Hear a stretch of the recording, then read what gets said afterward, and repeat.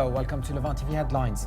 The spokesperson for Syria's main Kurdish militia says his group's fighters have retaken the border town of Tel Abyad after capturing the northeastern neighborhood of Mashhur. Egypt's Islamic State affiliate has claimed responsibility for the wave of deadly attacks in the northern Sinai Peninsula that have killed at least 38 soldiers. An official says Palestinian Authority President Mahmoud Abbas has fired longtime critic Yasser Abdrabbo as Secretary General of the PLO in what is seen as his latest move to sideline potential rivals. Kuwait has arrested 2 police officers as part of a security crackdown on Islamist militants launched after last week's deadly bombing on a mosque claimed by the Islamic State. And high-stakes nuclear talks went into extra time after Iran and world powers missed yet another midnight deadline to strike a groundbreaking deal to curb Tehran's nuclear program. And now let's have a look at the top headlines in today's newspapers in the Middle East. Starting from the UAE, the Khalij Times leads reporting that the Dubai Health Authority has linked the health insurance scheme to visa issuance and renewal, meaning employers have to provide appropriate health insurance at the time of application or face the risk of potential employees being turned down for a visa. The paper also reports that the world's first fully 3D printed office building will soon take shape in Dubai.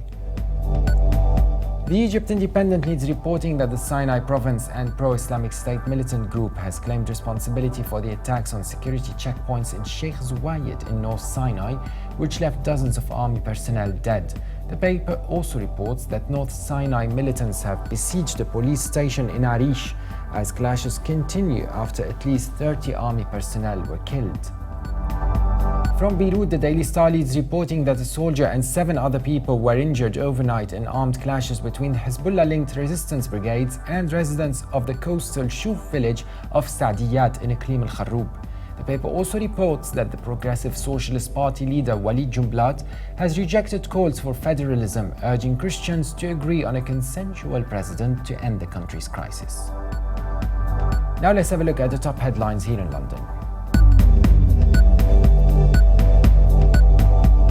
The Guardian leads reporting that Hillary Clinton was repeatedly pressured by Cherie Blair to meet a leading Qatari royal during her time as US Secretary of State, according to newly released emails that raise fresh questions about the lobbying activities of all 3 political families.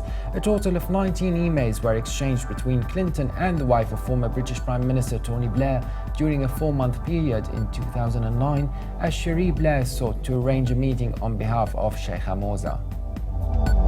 The Telegraph leads Middle East news section reporting that Islamic State jihadists warned Christians to avoid Tunisia for their summer holidays 7 weeks before Friday's attack, one of a number of warning signs of the group's threat that appeared to have been missed. A tweet in English by an Islamic State's social media account in early May said the group was planning an attack worse than that on the Bardo Museum 2 months before.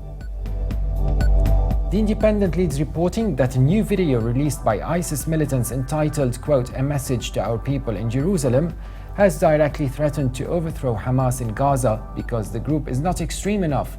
Issued by ISIS's media wing from an Aleppo stronghold from the so-called Islamic State in Syria, it criticized Hamas for dealing with nationalists and secularist entities like Iran and the Hezbollah.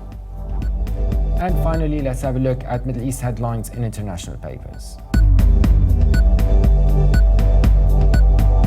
From Germany, the Deutsche Welle reports that some 1,200 prisoners, including convicted murderers and Al-Qaeda members, walked out of a Yemeni jail when fighting led guards to abandon their posts. State news agency Saba, controlled by the Houthis, said that the Al-Qaeda fighters and militia members stormed the prison, but forces loyal to Yemeni President Abdrabbo Mansour Hadi said it was the Houthis who threw open the prison's doors to cover their withdrawal from the city as the pro-government's Popular Resistance Committees advanced on the city.